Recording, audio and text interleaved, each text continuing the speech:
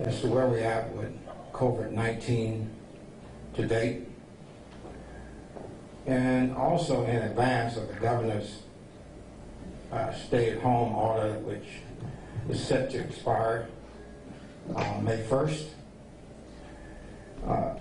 If you listen to the governor's briefing yesterday, he did suggest that all folk who may have some existing condition, as well as the elderly, to stay home through the medical emergency period, which ends May 13th. Is that correct, Dennis? May 13th. So he is urging all elderly and folk with pre-existing conditions to stay home through May 13th.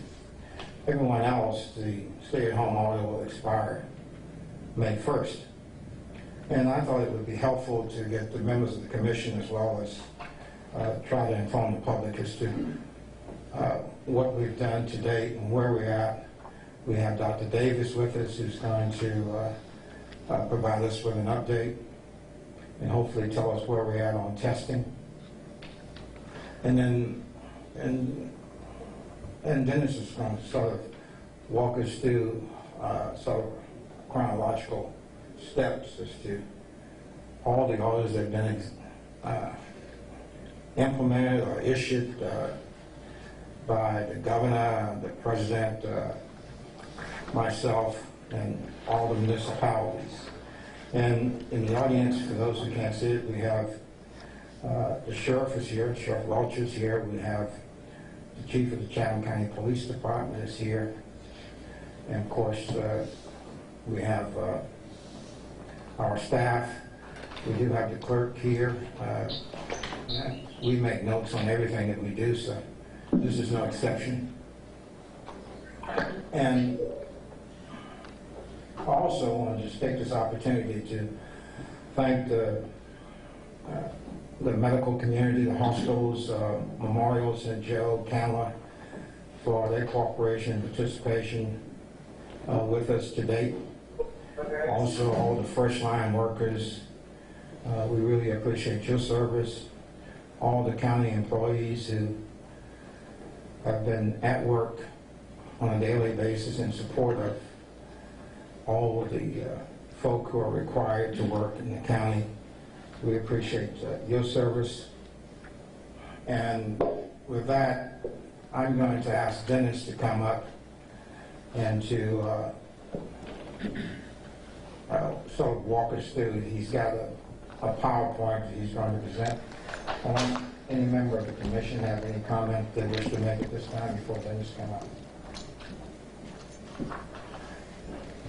If not, Dennis, please proceed. And once Dennis has done his presentation, if you have any questions, or if you have any questions during this presentation, if you would just let me know, and I'll certainly acknowledge you so you can get your questions answered. Dennis? All right. Thank you, Mr. Chairman. Ladies and gentlemen of the Commission, I do want to, as the Chairman recognized earlier, we do have the Sheriff here with us today for any questions regarding the jail or his operations.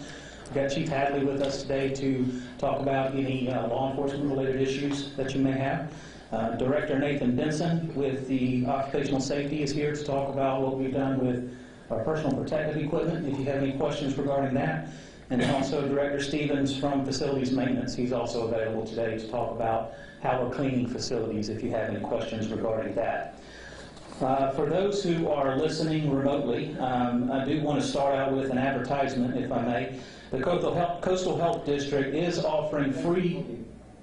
Now this is streaming live, is that correct? Yeah. Is it on Facebook as well? It is on Facebook, yeah. Any other mediums? Yeah, Facebook and the county's webpage. All right, so it's streaming on Facebook and the county's webpage.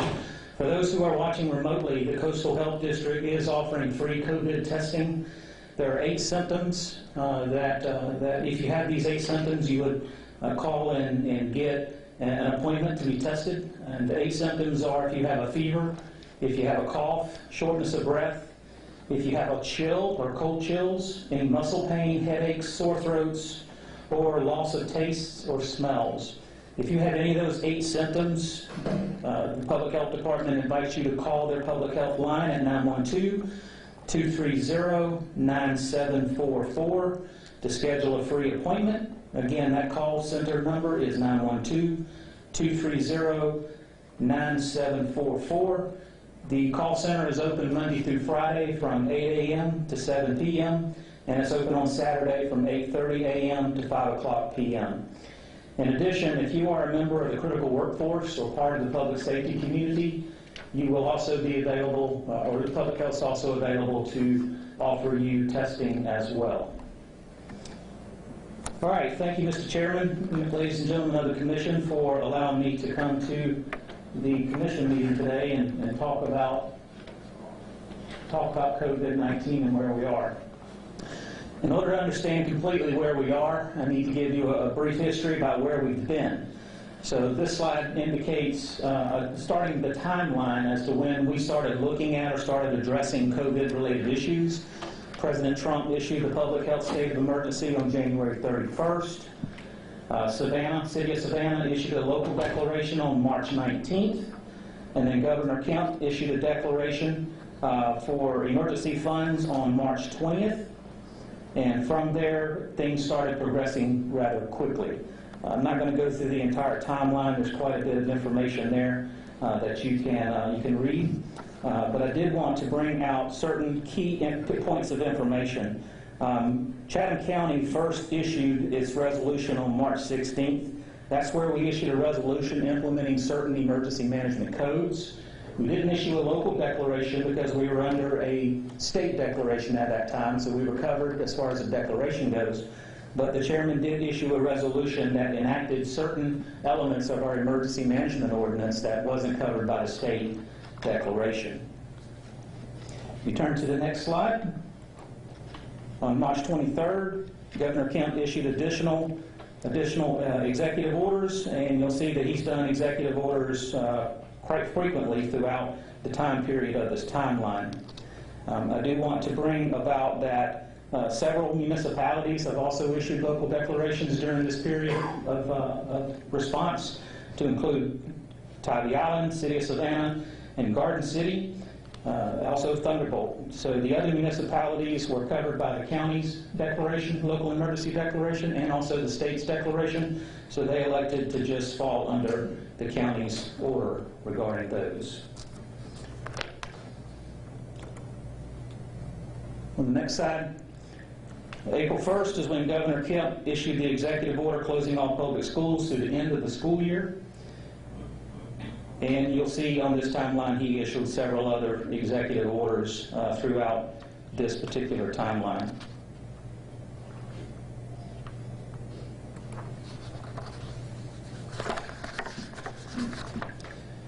And finally, on April 20th, Governor Kemp issued additional executive orders that really started looking at how we're going to enforce all of the rules that he has put into place. So he issued executive orders that authorized certain people to be able to begin operations, and that allowed part of our community to start coming back online and make sure that we have the services that are ready and available to meet the needs of the community. Okay. Most recently, the most recent executive order was last Thursday, where he issued a 26-page executive order that kind of defined what the state should look like after May 1st. And we'll talk about that in just a few minutes. So overall, the governor has issued 36 state executive orders. There have been 5 judicial orders, both at the state and the county level. There have been 3 Chatham County orders or resolutions. There have been 10 municipal orders or resolutions for a total of 300 plus actions that are related in either one of these ordinances or orders up above. There's been 300 different individual actions related to COVID-19. To give you an example of the most recent order and how intensive it is, the next slide gives you an idea about the executive order that he issued on the 24th. This was a 26-page executive order, and in there he covers a lot of information about how businesses should react, how government should react, how individuals should react. So the next 3 pages just gives you an idea about, I'm not going to go through it, but it gives you an idea about all the information that was contained in the most recent executive order. And this particular executive order goes into effect on May 1st and lasts through May 13th. So when the shelter-in-place order expires on August 30th, this is the order that will take effect after that April 30th expiration of the shelter-in-place executive order. So you'll see there's quite a bit of information in there. I mentioned that it provides direction to businesses, and then it breaks it down to businesses that are considered critical and businesses that are considered non-critical. And to give you an example of that, what protection measures need to be put into place for critical businesses, they require the implementation of 17 mitigation protection measures. For non-critical businesses, requires the implementation of 13 mitigation protection measures. And then moving on down, he also addresses personal care venues, recreational venues, movie theaters and cinemas, bowling alleys. For example, movie theaters and cinemas, they require, in addition to the 13 above for non-critical businesses, it requires an additional 8 mitigation protection measures if they intend to provide services or offer the public to come in and partake in their services. On the next page, he also gives direction to healthcare industries, also education and those facilities that provide education and also provide child care. Next page, he gives instruction for county and municipal governments, also driver services, and then there's also another section in that executive order that talks specifically about enforcement and how enforcement should be handled for this particular order. Again, in this particular order issued last Thursday, it does go into effect May 1st. However, there was a provision in that order that allowed for certain facilities or certain businesses to begin operating yesterday. Those are the restaurants to allow dining services. It also allows for the movie theaters to be operational, and with those protection measures in place. All right. On the next page, I give you a brief breakdown of something that we've discovered through Google. And with Google, you have the option with your smartphone to turn on location history. And Google then is able to track where you are and what services you're partaking in. And what you see here is a trend. It shows the trends over several weeks. It uses a median baseline that Google identified from January 3rd through February 2nd. It used that performance period as a baseline to measure everything that's happened in Chatham County since February 6th. And what it shows here is in retail and recreation, there's been a 51% drop, roughly. In grocery and pharmacy, there's been a 19% drop. In parks and recreational activities, there's been a 28% drop. Transit stations, there's been a 45% drop. Workplace, been a 43% drop. And in residential activities, it's been a 13% increase. So it's just a good several graphs that actually show you the trend occurring in Chatham County for those who are allowing their smartphones to be analyzed by Google, and it gives you an idea about where we are as a community as far as how we're responding to this crisis. Was there a sample size? I don't know the sample size. Nathan, do you know what the sample size may have been? I do not. The Chatham County is significant, though, the data sample size was. Yeah. It would really be anyone who authorizes their smartphone to be able to be I tracked. understand, So it could be very, very small. it could be. It could be. Yes, sir. How did I number compare that? I don't have that information with me, but we can take a look at that.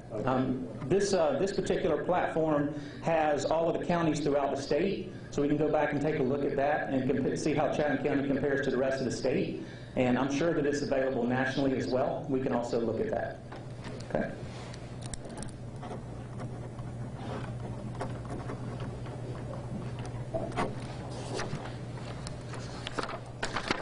Okay, this next slide is a situation report that's produced by the Georgia Emergency Management Agency. This gives you a snapshot of what it looks like throughout the state. The graph right in the center of the chart gives you basically, it shows you by color code, the counties that have certain confirmed cases, and it's all color coded based on a range of cases. So you can take a look at that. On the left-hand side, that table on the left-hand side breaks it down by county, showing you which counties have what cases, what kind of change has occurred in the last 24 hours, and then the number of fatalities for that particular community. So with that, it is sorted by the number of cases. So Fulton County has the most cases of COVID-related confirmations in the state. DeKalb, Gwinnett, Daltrey, and you'll see going on down the list, Chatham's toward the bottom. And that's important to point out. It's a table by number of confirmed cases, not by the number of deaths. That's correct. It's sorted by confirmed cases. Chatham is toward the bottom with 206. Chatham is 21 out of the 169 counties, but it was also, I want to point out that Chatham County is 5th in the state in population. We're the 5th largest county in the state, only behind Fulton, Gwinnett, DeKalb, and Cobb County, and then it's Chatham, Clayton after that. Thank you, sir. So with Chatham, 206, this was as of yesterday afternoon, one change in the last 24 hours and 7 confirmed fatalities. In the cumulative cases up at the top, it tells you where we are as a state with 23,773 positive cases, 942 fatalities. It shows you how we compare to the rest of the United States and then also the world. And then the items over to the right-hand side give you some information that is most prevalent at the state level right now. The hot topic that you see there in the center is about public health offering antibody testing. They're partnering with several facilities in order to be able to offer that, and I'm sure Dr. Davis will talk about that in just a few minutes. And then it gives you some statistics underneath that about the median age, the age range that this has affected. So in Georgia, the youngest person has been 22, the oldest person has been 101. And then it also breaks it down by gender, male versus female. The next slide further breaks down the information by health regions, and we're in Region J, and the medical facility assessments over on the right-hand side for Region J shows you that in our region we have available to us 301 ER beds that are available, that could be available. In use, this is as of yesterday, there were 71, so that left an availability of 230. For critical care beds or ICU beds, there's a total of 204 throughout Region J, 138 were in use, 66 were available, and then general inpatient beds, 1,004 throughout Region J, 542 of those were in use, with 462 available. The graphic at the bottom left basically just gives you a visual of the center one. The one in the middle is probably one that we're most concerned with, percent capacity of critical care beds. So of all our critical care beds, which would be the ICU beds, we're at 67% capacity across Region J.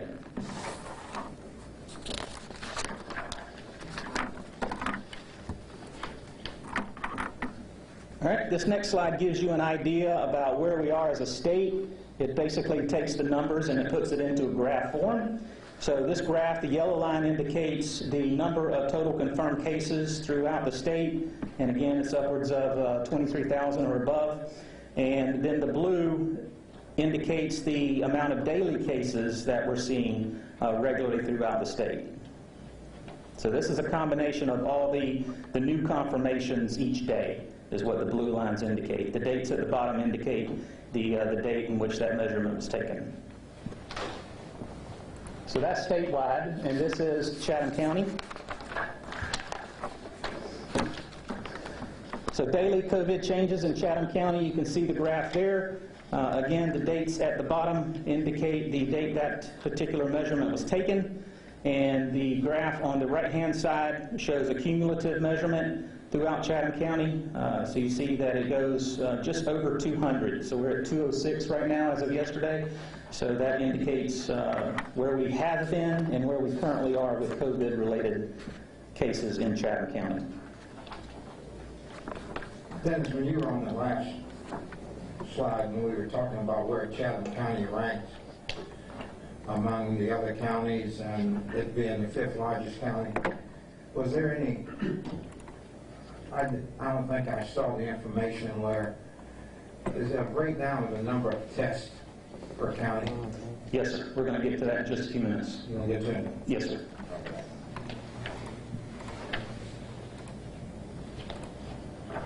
Okay, some of the things that we've done that you may have an interest in, we have collectively through our community outreach program and also through the county's PIO program, we have implemented what's called a virtual JIC, or a Joint Information Center, and we'll talk a little bit about that in just a few minutes. But through that JIC, we have posted 84 different items of information. We've done informational graphics, we've done public health status updates, we've created original videos, we've also shared videos from other agencies, we've done a Facebook Live post, and through all of those engagements, we've had roughly 1.4 million social media impressions through our social media platforms, which is Facebook, Twitter, Instagram, Nextdoor, our emails, text alerts, and also our app.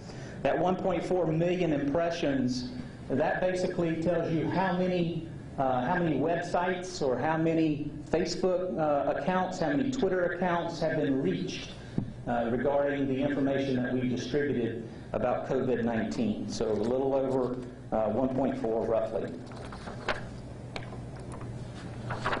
All right, I mentioned the Virtual Joint Information Center. That's led by our Chatham County PIO, Catherine Glaspie, and she has convened a group of public information officers to come together and look at messaging, to look at trends through social media, and to also work with the media outlets in our community to ensure information is getting passed on.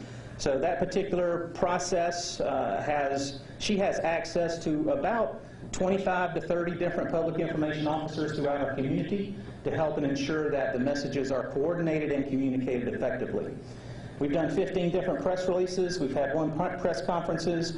We've also utilized the services of to ensure American Sign Language is incorporated into these press conferences. And also we have worked to ensure that information about our information is translated into Spanish. I mentioned the 3 videos that we've created, one of which is getting national attention, and it's also getting recognized through Facebook as a means of effective communication throughout a community during this disaster situation. Our Emergency Operations Center, as many of you know, we've initiated a Level 3 activation on March 16th. We've been holding steady at a Level 3 activation since that time. That Level 3 activations essentially is just us at an enhanced level of monitoring for this COVID, and also allows us the opportunity to reach out to community partners and begin coordination efforts. The primary objectives of our EOC is to gather situational awareness, confirm readiness, create any specific operational plans that need to be put into place, and also support logistical needs. So through our Emergency Operations Center, we've produced 17 different center action plans. We've produced 23 different situational reports. The main program that we utilize for tracking information is called WebEOC. It is a virtual Emergency Operations Center software program. And for this event specifically, we found that we needed to create certain things to track this particular disaster. So we've created 8 new status boards. We ensured that all of this information is fused with the state, so there's continuity in the information. To date, there's been 1,372 different entries from partners and also county staff. We've had 97 significant events. We've had to create 34 new users, and we've had over 160 people have contributed to information in the WebEOC.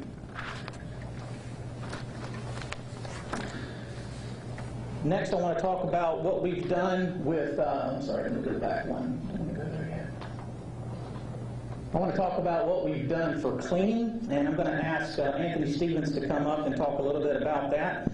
But to give you an idea about how many people he has specifically addressing cleaning, he's got actually he's got 22 total staff that are doing cleaning at 8 different locations across the county. He also has 5 different janitorial contractors that are doing cleaning at 22 different facilities. So with that, I'm going to ask Anthony Stevens to come up and talk a little bit about what he's doing with cleaning of our facilities.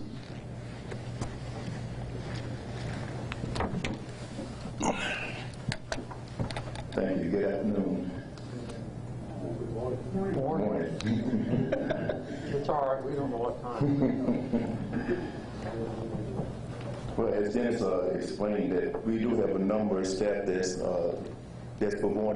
providing extra cleaning and sanitation services at different locations. Some of the primary locations that we're trying to concentrate on is the Citizen Service Center, Public Works, Juvenile Court, the Administrative Legislative Building, and HR.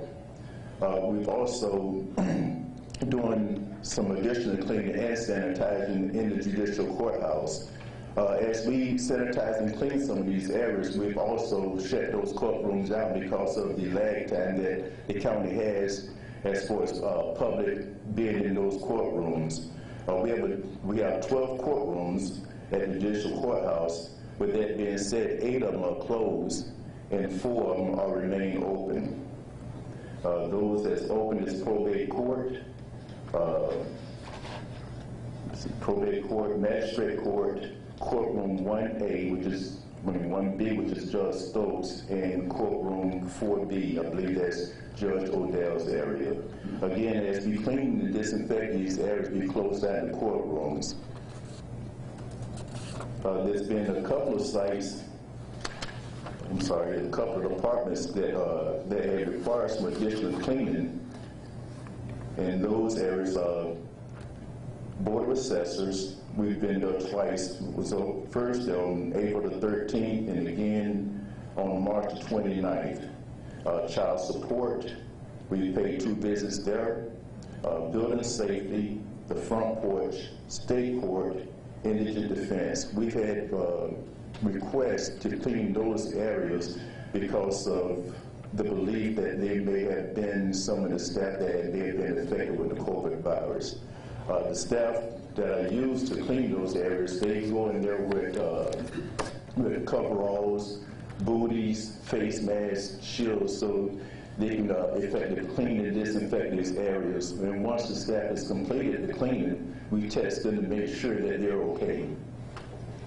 If you have any questions, I'm open to any questions that you may have. Commissioner Odell has a question for you. Yes, ma'am. Good morning. Good morning. Are we cleaning, this is an addition to our regular cleaning schedule? Yes, ma'am. We do have a number of staff that was provided by Public Works. That's all they do during the course of the day. As a matter of fact, they do it every 2 hours. They just walk around and clean doorknobs, door handles, sinks, mostly in the common areas. We've asked Team Chatham to help us participate in some of the sanitation as far as their personal workspace. So we provide a number of cleaning products for them to clean their personal workspace. Okay, thank you. You're welcome.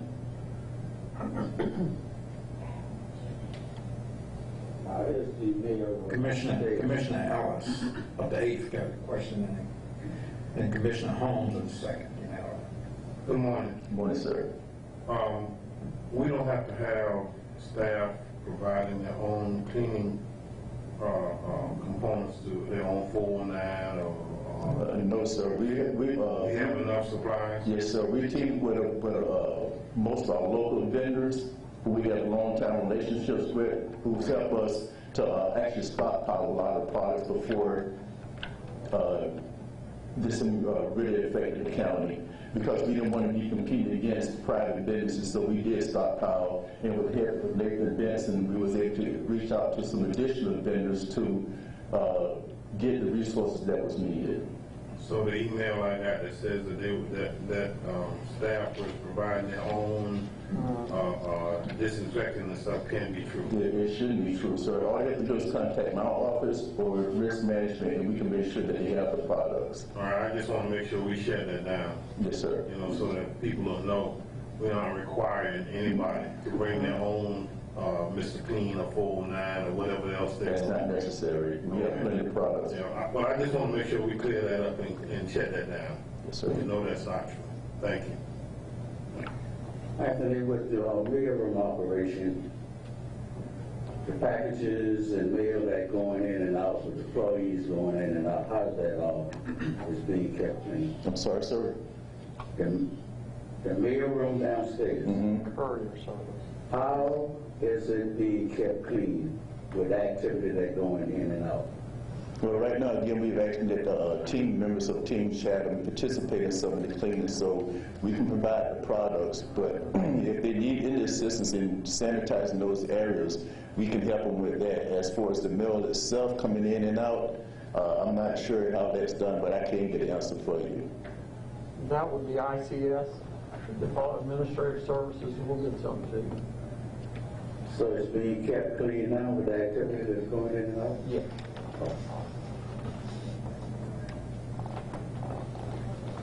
Thank you. Thanks, sir. Thank you, Anthony. Other activities throughout the county. I'm sure Dr. Davis will talk about this as well. We have a specimen point of collection, or a SPOC, that has been established. And it is an appointment-only program. It's at a centralized location, which is at the Jennifer Ross Soccer Complex. And testing began on March 5th, and to date, as of yesterday, they had collected 939 different collections at that site alone. We have also assisted the City of Savannah in helping out with the Homeless Authority's coordination of the homeless. Our efforts there have been supportive in nature, and through that program, the Savannah Homeless Authority and also the City of Savannah, they have distributed hot meals and also distributed some MREs, and they're also doing regular coordination with our continuum of care partners throughout the community to talk about what that looks like for each of those continuum of care providers, and also what it looks like to the homeless that are on the street. Are they actually getting the services that are intended to get to them? So Savannah, City of Savannah is the lead on that. They're working directly with the Savannah Homeless Authority, and we are supportive in nature to ensure that if they have any gaps or any logistical needs, that we're able to assist them in procuring those, or securing those, not procuring those, but securing those. We've also reached out to our Disaster Faith Network to help in some of those ventures. So we've gotten volunteers from Isle of Hope United Methodist Church, Coastal Empire Disaster Recovery Committee, Life Bridge Intercity Ministry, Salvation Army, Hands of Hope Urban Outreach, and Christ Church Anglican. So each of those entities have provided volunteers to assist in either handing out meals or handing out information to ensure that information and those resources are received through various networks for the homeless population. We've also partnered with Compassion Christian Church to set up what we call an isolation site. Thankfully, it's not needed right now, but it is available should someone decide to utilize it. It is a free service for those who have been confirmed positive with COVID, and they don't have either a place to go, or they have a place to go, but they don't want to be home with the rest of their family while they're recovering from COVID. So this is an opportunity for them to go somewhere that is secure and also safe while they recover from COVID, as they work through the disease and go into recovery. It allows them, again, a safe place for them to self-isolate. Through this program, we have currently got it set up to accommodate 20 people. We can go up to 100 people if we need to, but right now it's currently set up for 20. And this has been in place for about 2 weeks now. And again, thankfully, we don't have anybody in that site, but it is ready to go should anybody elect to shelter there. We've also been in regular contact with our hospitals. We've been in regular contact with our long-term care facilities. And this slide is not in here, but I'll give you some statistics regarding our long-term care facilities. In Chatham County, we've got 29 total long-term care facilities. And with those, the Army Guard has come into those facilities, and they have cleaned and sanitized 18 of those 29. And they've done complete testing, that's residents and also staff, at 10 of those long-term care facilities. The Guard is still in the area. They're still conducting cleanings and testings. But to date, of those 29, they've cleaned 18, and they've done total testing at 10. We talked about, or the chairman asked about testing a little earlier. We do have a chart. I don't have it as it compares to the state, but I do have it as it compares to the entities in Chatham County, at least those that we can collect information from. The information I'm about to give you is the total tests that have been conducted at either a hospital, by the Public Health Department, or by the Army Guard. We do not have information available to us about the tests that have been done through a primary care physician or some other practice. That information is just simply... Pardon? You don't have the private labs or not? No, sir. We don't have that information. And we can't get that information. We've tried. But to date, through Memorial, Memorial has conducted 619 tests. Candler, at the Candler facilities, Candler St. Joe, at the Candler location, they've done 201 tests. At the St. Joe location, they've done 157 tests. Wynn Hospital has done 756 tests. Public Health, as of yesterday, has done 1,253 tests. And the Guard has done a total of 418 tests. So a total of 3,404 tests that we know of have been conducted in Chatham County. And again, that does not include primary care physicians, or it does not include private labs. Commissioner Stone has a question for you. Does that include, like, Curtis Cooper and Union Mission? It does not. No, it doesn't. These numbers are required to be reported to the state by certain facilities. Those facilities are not required to report to the state. So that's where this particular information was pulled from, state resources. I find that a little curious that, you know, these organizations that are serving the public are not required to report it. It's federal. They get their money from the feds and fall under federal requirements. I think that would be helpful to have this number. We can reach out. Curtis B. Cooper, and who else did you say? Union Mission, Union Mission. And J.C. Lewis. We'll reach out and see if we can include those in future. J.C. Lewis. If they volunteer the numbers to us, we'll certainly include that. I'm just, you know, hoping that this information might be helpful. Understand. Right. Thank you. Tell us the eighth violation. Are the results of this information that has been disseminated, is it dealing with the individuals who are on staff who are working at hospitals only, or is it public, or anybody who takes it? This is any test. This is a cumulative count of any test that was conducted at each of those facilities. Right, so if one of the workers had to be tested, does it include the sheriff's folks who had to be, the prisoners and so forth who had to be tested? The sheriff, through his medical contractor, I believe, is doing their own testing. That's This number not is- public. Public Health Hospital, yes. Okay. This number does not include what the sheriff is doing at the jail. We can include those in the future. All right, that's what I'm, Okay. keep it where it's at. I'm not trying to put anything out that's not supposed to be put out. Yeah. But what I want to make sure is that it's encompassing of all the tests that's being done in Chatham. That's why the question. Yeah, and that's Keep in part of mind, you don't have the private lab or private physicians Right. testing. It's very hard to quantify. What I can quantify are the numbers that I've just provided to you, but it's very difficult to actually quantify the total amount because there's so many different facilities that are doing testing, and there's so many different labs that are utilizing, so there's not one repository for where all the tests, results of the tests go to. It's just simply not there because there's so many different venues in which it can be done. Well, I just wondered if they had to, like if they have to report their results to the feds, or if they have to report it to the state. The only thing that's required to be reported is if they have a positive case. If they, one of the tests, if someone comes back to be confirmed positive with COVID, they're required to report that to public health. Okay, all right. Okay? Dennis, all of ours are done through the public health hospital. If you have their numbers, ours included in them. Okay. All right, that's what I was talking about. Yeah, all of ours are included in them, yes, sir. They're included in public health? Yes, sir. Public health count. Yes, sir. That's what I was, Yes, sir. looking for. All right. Thanks, Sheriff. Yes, sir.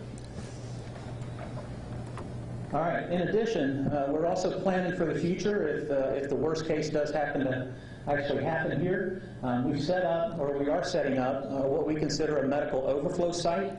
And this particular site, we went to our purchasing department and asked them to submit or put together a solicitation that we could distribute to local hotels and motels.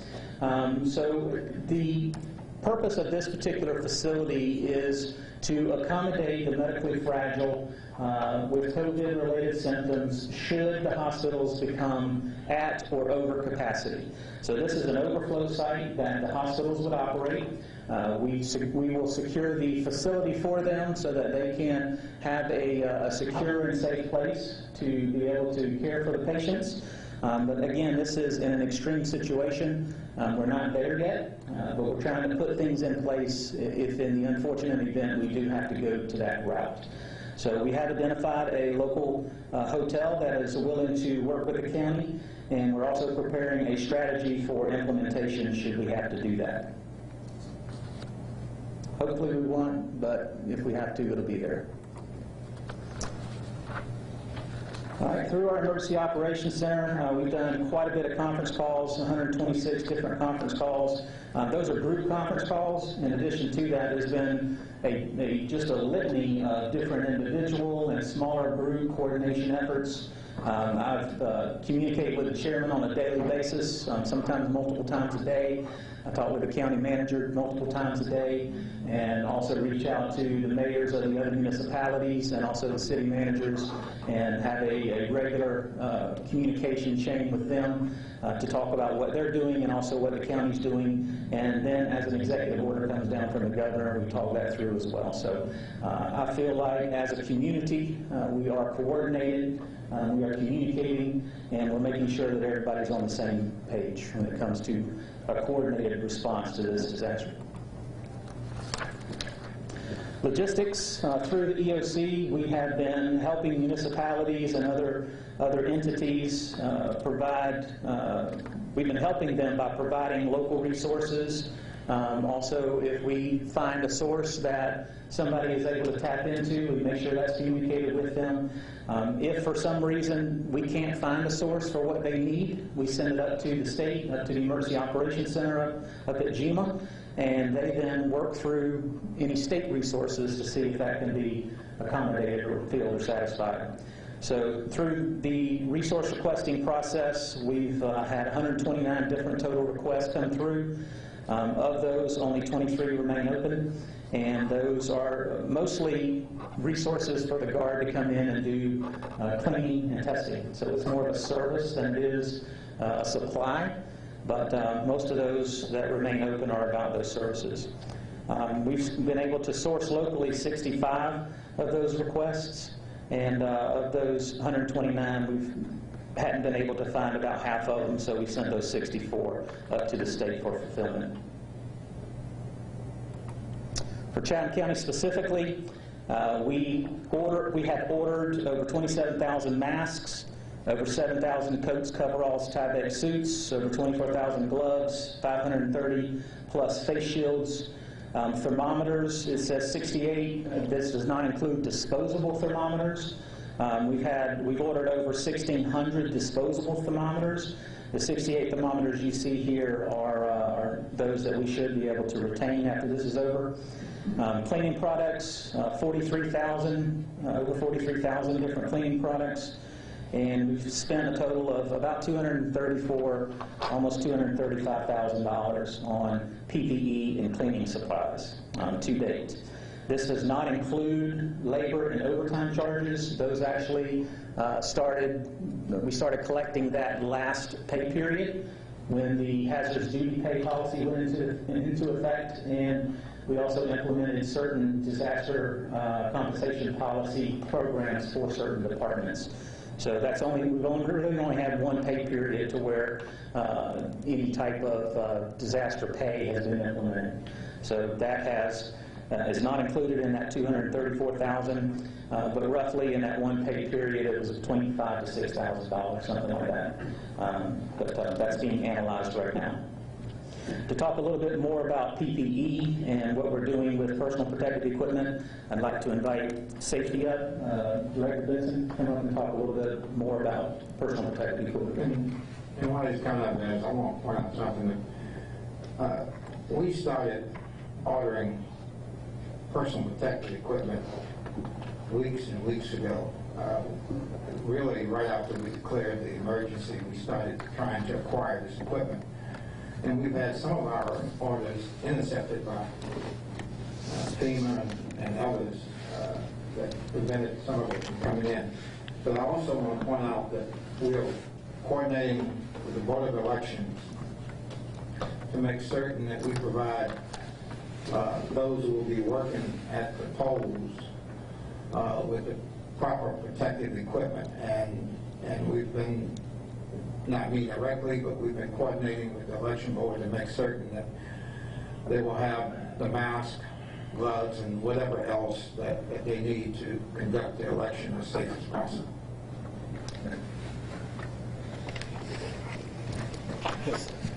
Thank you, Mr. Chairman. Specifically while we're talking about elections, some of the things, the massive amount, we expect 20,000 absentee ballots, or 7,000 early voters, or 60,000 voters on election day. The chairman said that's a lot of PPE, it's a lot of equipment. We're talking about 2,500 masks, disposable stylists, cleaning supplies, all those. So these numbers look incredible. 45,000 different cleaning products we've been able to source. As the chairman stated, many of our orders have been delayed, came in from, been intercepted, reallocated. So we're having to source from multiple vendors across the county. Thankfully, we've got a lot of great local partners with some excellent vendors that's been able to prioritize critical infrastructure accounts. So to Commissioner Ellis, to your comment earlier about the employees bringing in their own supplies, I'm sure some employees are bringing in their own supplies, but we have plenty available. We are not requiring it. We have supplies available, and we prefer, as the safety office, we actually prefer they don't, because we're looking at the PPE, the mask. A lot of these chemicals are caustics, they put off fumes, and they have unintended consequences with employees around them. So we try to control that through the safety data sheets to make sure we have proper protective equipment for those chemicals. So we'll be glad to work with that department. I want to thank, of course, the sheriff. We've worked closely with Major Taylor and his team on securing equipment. Things have been slow, things have been delayed. Right now we're seeing 2 to 3 week lead times on a lot of things, and we expect that trend to continue as more businesses come back online. So we're probably going to be fighting these supply chain issues through the summer. With that, any questions, sir? Any questions? Thank you, sir. Thank you. Thank you, Nathan. All right, important dates are coming up. April 30th, you heard the chairman mention, that is the date that the shelter-in-place order expires. So that order is in effect until Thursday. May 1st is when the latest executive order goes into effect, and it is in effect until May 13th. Last week, I had a discussion with the chairman about what is our operational tempo, what does our operational position look like as a county. He gave me guidance on that. And from there, county manager and I met with the city managers throughout each municipality, and we talked them through what the county's position is, and they have agreed to follow the same situation or same status as the county. And what that status is basically we are going to look at holding fast through May 13th. And with that, we are starting to look at a strategy for bringing services back online, what that looks like for the county, so that we're just not turning a switch and everybody comes back to work at the same time. So Nathan Benson and I are working together to look at what that strategy would include for the county. All the municipalities are doing the same thing. So we are, as a government throughout the community, we are in lockstep as far as how we're going to bring back our communities back online. This is all subject to the May 13th expiration of the state of emergency. It's unsure if the governor will extend that or not. If he does, we'll adjust accordingly. If not, we will have strategy in place in order to begin bringing services back And online. also, that will also aim the judicial state of emergency issued by Chief Justice. That's correct. Hamilton as well. Yeah. So really, everything that's in place right now has an expiration date no later than May 13th. And we'll see what the next few weeks hold as far as if any of that is going to be continued. And let me just point out, because I get calls all the time and want to know why the county commission is not calling press conferences. Once we declare a state of emergency, we coordinate everything through SEMA. And we have to make certain that we've got our command team on board. We don't come out and issue a statement that's in conflict with what we've decided as a command team, or what Dennis and I and the county manager has decided. And when we decide something, we share it with the command team to make certain we get that buy-in.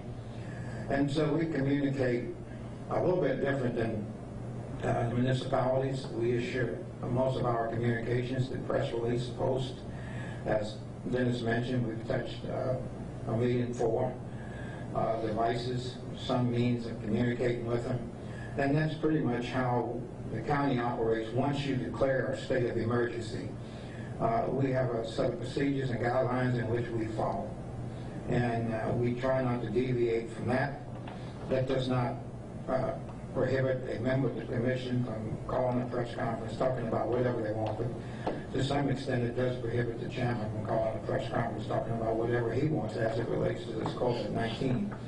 And I would also want to point out, and Dennis didn't cover it, but we took a measure that I thought was very important to help with the curve. And of course, when the governor issued his emergency order, it restricted us from doing any emergency orders that was more lenient or stronger than what he issued, and that is that we set up to test everyone who was coming into the county at Greyhound, Amtrak, and we were coordinating to test them at the airport with fill out a questionnaire and checking the temperatures.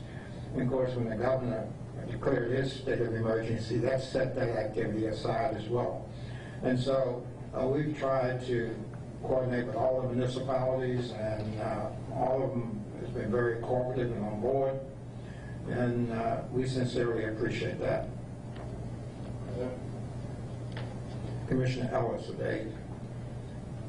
I think it's important that the public knows that if we follow the proper protocol, which is, since as the chairman says, it's okay for any commissioner to have his own press conference and say what he wants to say.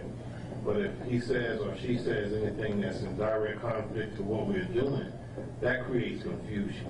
And a lot of the phone calls that I have gotten and a lot of the emails that I have gotten is asking, why is the city of Savannah holding a press conference and saying X, Y, and Z, and the county is not?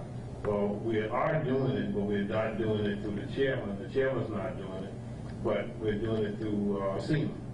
And SEMA's giving out the information that's needed, and they're coordinating with those other municipalities. As I pointed out on one of the phone calls, the city of Savannah doesn't have an emergency management team. They coordinate with you all. So it's best that the information comes from one source, and that way everybody knows they're on the same page. See, I don't think that, and this is no reflection, but I don't think the sheriff ought to be doing one, the city of Savannah ought to be doing one, Tyree ought to be doing one, because what you do now is you create a whole lot of confusion. See, and I think that what the method and the protocol we have in place, if it's exercised by everyone, the information that needs to get out, and it doesn't come into confusion. See, and so I don't think the police chief ought to be doing his, and then the city of Savannah Police Department doing theirs. I don't think those are the kind of things that we need. I think we need to centralize, make sure that everybody gets the information that they get. And as I said to all the folks who call me, and they can attest to it, that we get our information from the medical professionals. Let them tell us what to do, and then let our emergency management folks tell us what we need to do, rather than me trying to come up with my own plan, or you trying to come up with your own plan, because your plan and my plan may not work. But if we put our heads together, we can come up with something that's better for the whole community. And so that's one of the reasons why they don't see us on YouTube or anybody else tube every other day or every day giving out information, because it is out there. All folks have to do is go to the county website, and they can get everything they need to get. But that's one of the questions. And if I don't know how many of you have been watching it, but if you've been watching any of the debates of folks running for office, that's stuff that they're throwing out. That leads to confusion. Office at this city. But I'm talking about what leads to confusion as to what solid information is and truthful information is, rather than somebody making up their own plan. I just want to inject that. All right. Thank you, sir. Commissioner Lockett, yes. Yes, Mr. Chairman, I just want to echo some of the things that Commissioner Evans just said. Not only the information that's coming in from the central state, but it also, the commissioners are being well informed at an early stage, so we do know what's going on, and you all are keeping us in. Let me also Thank you. point out, as a former member of the legislature, you create cities so you can have local control of what most folks would say people who would prefer to be governed through that process. And so it's perfectly fine for mayors to call press conferences and talk directly to their constituents about anything that they so wish, but it should not be conceived or considered any directive for the entire county. It's for their specific cities. And with that said, it would be very strange if you didn't have mayors calling press conferences. It not only happens in Chatham County, it happens throughout the state. And so, and we have 8 municipalities and townships, a total of 8, and you've got a large number of municipalities and townships in counties like Fulton and fewer in places like Cobb and Gwinnett and DeKalb, and they're all calling press conferences talking to their constituents within the cities. And so that's something that occurs throughout the state, and we should, and the public should understand that. But as counties, our role is a little bit different, and when we have a certified emergency manager that's recognized by the state, we follow that protocol and do not call individual press conference to talk about issues. And so that's a little bit different, but I just want to clarify that. And in fact, I talk to mayors all the time in this county about what they want. Sometimes they make requests directly to me. Sometimes they make requests to Dennis, and Dennis bring them to me about things that they want to do in their municipalities that's different from what we're doing. And as long as it does not conflict with our emergency order, they're perfectly free to do it. And when they do conflict, we notify them of that conflict. We just don't do it publicly. We call them up and tell them, and sometimes I have to have the county attorney call them and inform them that they can't do X, Y, Z. And that's the way the process is handled. Thank you, sir. Chairman Scott. That's it. Is Dr. Chairman Scott, Dr. Yes, this is Commissioner Jones. yes. I just wanted to let everybody know that I have been on the call the whole entire time. I'm actually on that board meeting as well. Yeah, I acknowledged at the beginning that you were at the meeting electronically. Yes, sir. I appreciate everything you're doing. I appreciate you putting this conference call together. I appreciate Dennis and Dr. Lodge and everybody. Let's stay safe out there and be ready to sign out, sir. Okay. Thank you for participating. We also, as you can see behind me, we also have Chief Hadley. If you have any questions for CCPD, he's not had an opportunity to address you yet. If you have any questions for him, you can ask those at this time before we bring up Dr. Davis. Okay. All right. Dr. Davis, you come out. And then after Dr. Davis, I want to just have the sheriff come up, because he and I had a conversation about what's going to transpire at the jail as it relates to visitation and all that stuff. And so after Dr. Davis, I'll let the sheriff speak to that, so the public will have some information about the operation of the retention center. Dr. Davis, thank you so much for being here and your willingness to bring us up to date. Thank you, Chairman Scott, fellow commissioners. First, I'd like to say that was fairly impressive. I'd like to have a copy of it. Putting all that data together is a work. I'd also like to give a shout out to one of Chatham County's own. Dr. Randy McCall has been with public health for over 30 years and has been the director of the Chatham County Health Department now for, I forget, 10 or 12, 15 years. And he is retiring. His last day is April the 30th.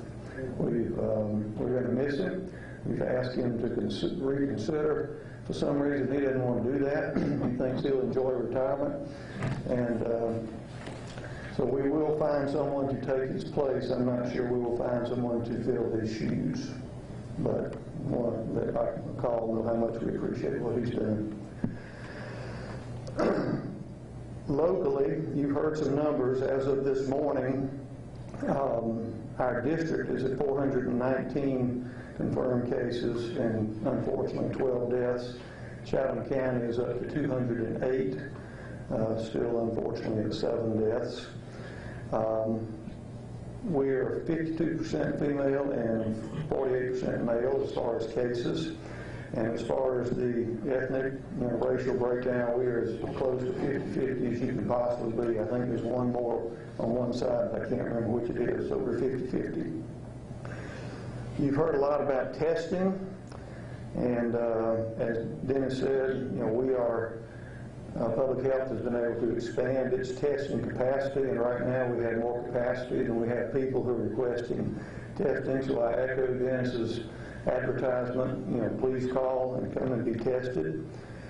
Testing in nursing homes has been ramped up, primarily through cooperation with the National Guard. And as Dennis mentioned, they're also providing what we would call a deep cleaning in some of the facilities. And that is great, and I'm going to come back in a minute and touch on why widespread testing in nursing homes is so important. And the local hospitals now obviously have the ability to run their specimens in-house, and they get their results in 45 minutes an hour. And so that's wonderful. There are a couple of different types of tests. The gold standard is still what we call PCR. It's the nasal swab. And that goes off to a lab and be run at a high-level lab, and that is the most accurate real-time test. There is antibody testing. We talked about it down here before. You've heard about it. There are a couple of different types. One is called ELISA, E-L-I-S-A, which stands for Enzyme-Linked Immunosorbent Assay. You don't have to remember that, but it's a more complex test that's done. Hospital labs can do it, and research labs can do it. That is different from the little antibody test that you may have heard that, a physician or urgent care has in their facility, where you go by and you get a drop of blood and it gives you an answer in 5 minutes. Unfortunately, that second variety of antibody tests They are capable of being very sensitive and very specific, but most of them will rush to the market. They do not have FDA approval. They have not been vetted. And so we can't tell you if it's positive. Does that mean you're exposed, have been exposed to SARS-CoV-2, or does that mean you've been exposed to one of the other coronaviruses? Don't know. If you have a test done by the ELISA method, that will be very sensitive and very specific. So if it says positive, yes, SARS-CoV-2. And that is the type of testing that will be done in the Atlanta area that was mentioned earlier. CDC and I think the boards of health and CAB, Fulton, and I think Gwinnett are going to do sort of a widespread sampling to try to determine the level of penetration of the virus through the community, which is something we all have been wanting to have happen. And it's going to be a randomized, they're going to randomly select, I don't know how many houses, and go and offer testing for the entire family. And that's going to be conducted starting today through May the 4th.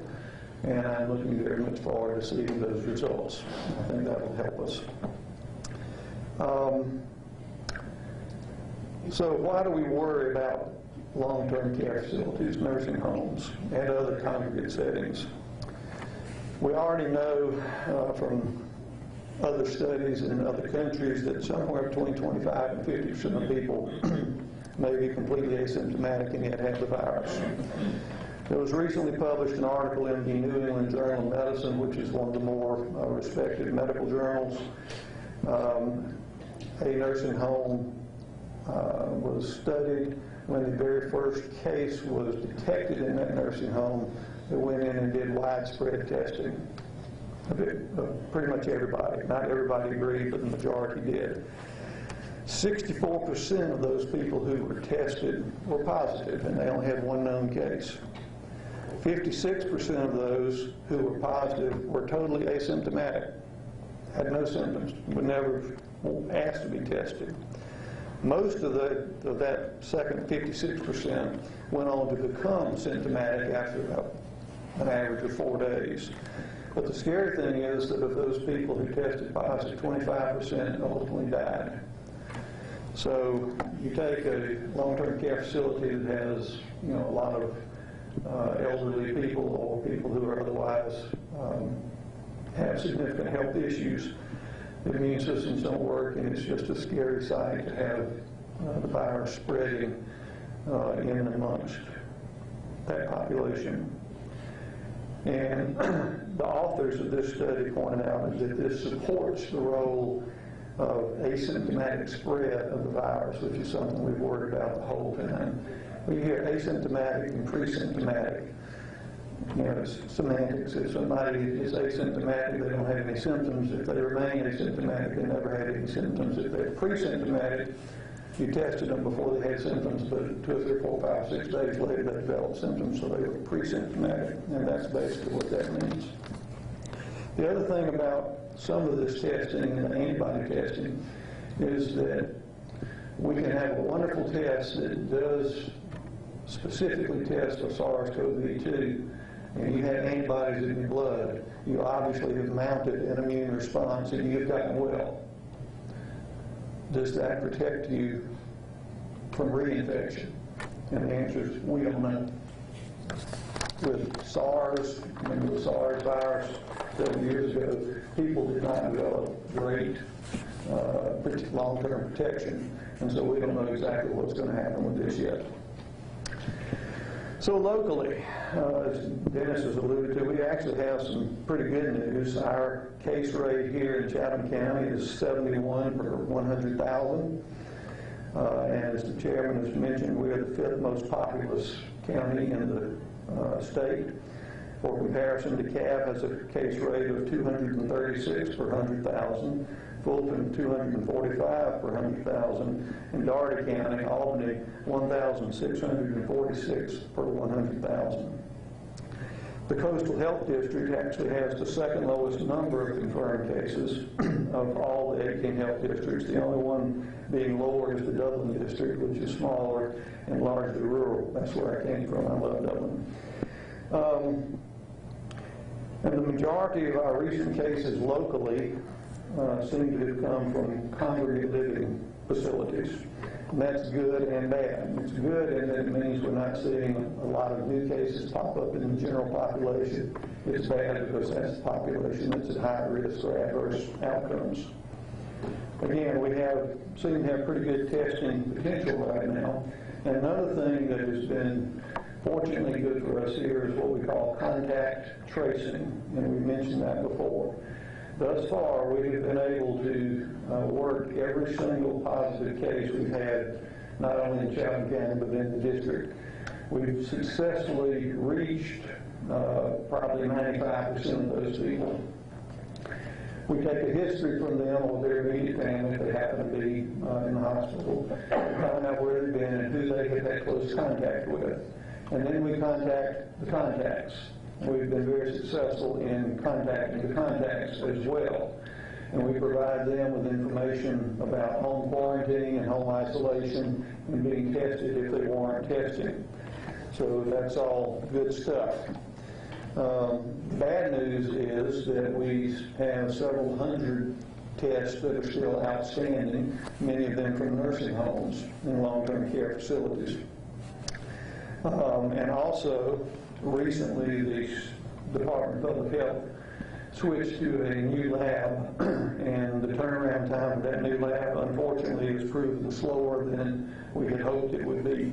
So we have quite a few tests that are out there, meaning that we could have more positives coming in.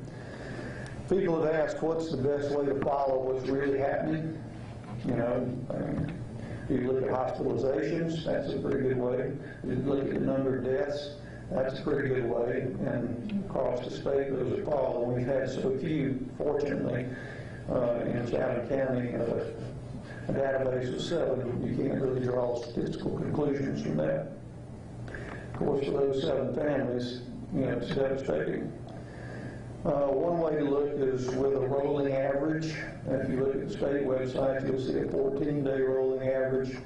I've created a 7-day rolling average in many cases, and that sort of takes the peaks and valleys out of it and gives you a smoother picture of what's really happening. And it appears that in Chatham County, we are on a plateau that is gradually decreasing. So hopefully we're slowly coming down. So, my personal assessment, that's still working, my personal assessment is that we're the 5th most populous county. We have I-16 and I-95 coming right through Chatham County. We have an airport. We have a large seaport with the associated rail and trucking operations. We have Tidy Island with a beach. And all those factors would be expected to increase our traffic and increase our potential for new cases to spread among the general population. Early on, as has been detailed, our elected officials canceled the St. Patrick's celebration and music festival and multiple other festivals that were going to take place. We went into a countywide state of emergency that promoted vigorous social distancing. We've been able to do robust contact tracing and issue orders for quarantine and isolation. I can't tell you that everybody followed those 100%, but you know, they were issued anyway. We've had great cooperation from the hospitals, law enforcement, and from SEMA to make sure that those orders were followed. I have no way to prove that these measures are the reason that we have relatively good-looking numbers in this area. But all of these things are best practices. The only best practice that we don't have is widespread community testing, and hopefully that will be coming. So circumstantially, one could certainly say that these things have had a very beneficial effect. My own opinion is that these measures probably have been very helpful. I think you guys have done the right things, and I applaud you for that. Plus, I'm sure we've had an element of lady luck on our side, and that's nice too.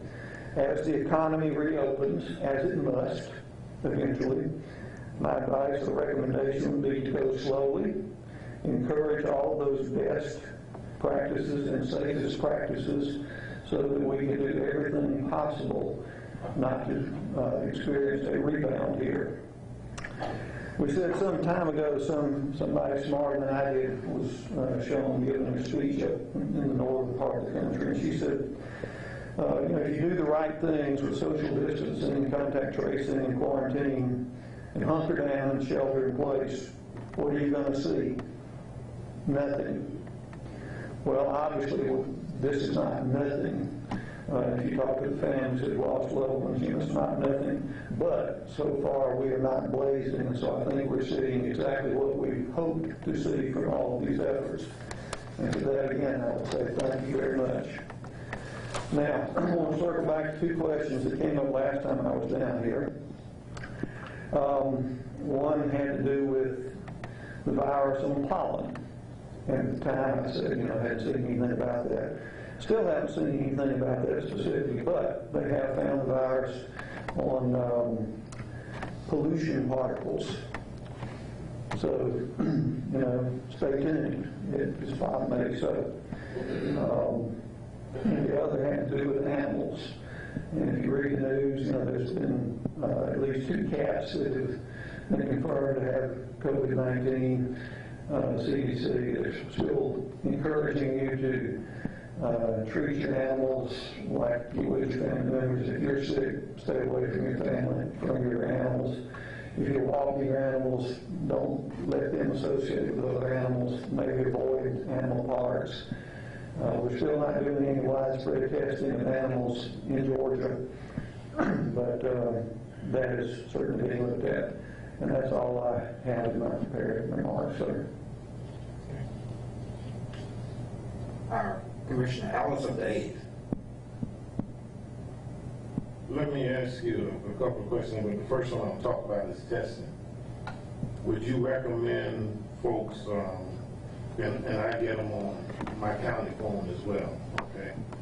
Folks are sending me advertisements saying that for $49 they could tell me whether I'm positive or negative. Would you recommend that folks adhere to the advertisement and send off for testing kits to be tested, or would you recommend them going through the procedure of getting the testing done? Because, as I said to them, from what I heard nationally, the testing is supposed to be free, right? Testing through public health is free. Okay, so why would anybody want to pay for something you can get free? But I think that's something that we need to clear. But I just wonder, would you recommend them getting the advertising off these phones? Oh, what did I do then? The test they're talking about is that rapid antibody test that I mentioned earlier.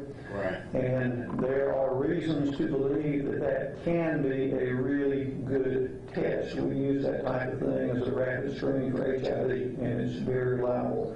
The problem with most of those tests is that they will rush to the market. They have not been vetted or confirmed to be both sensitive, meaning they don't miss things, and specific, meaning that they test for what you really want to test for.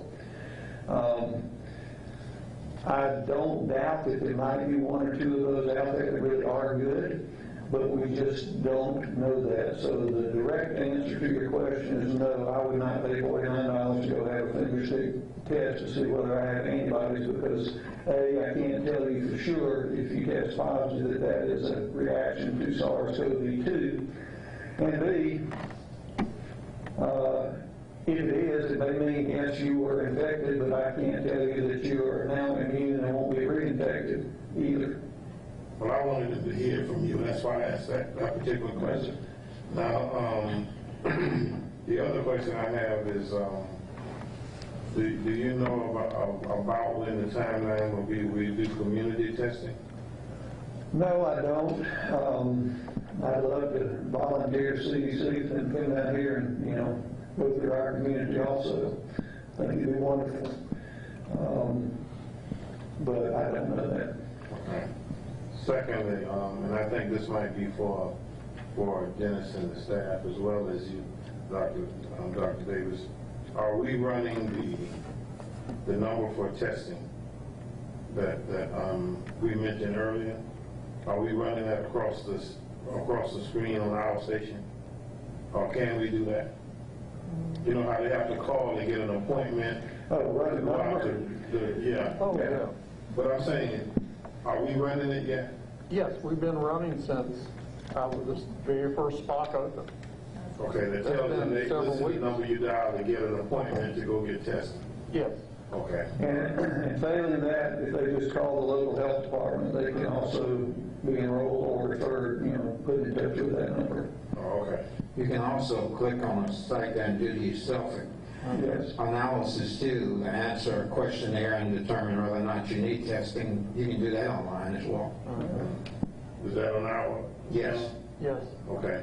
I just want to make these things clear because I have a group of people who, the youngest one is 62, the oldest one is 101. All right, who call me and will ask me questions like I'm asking you.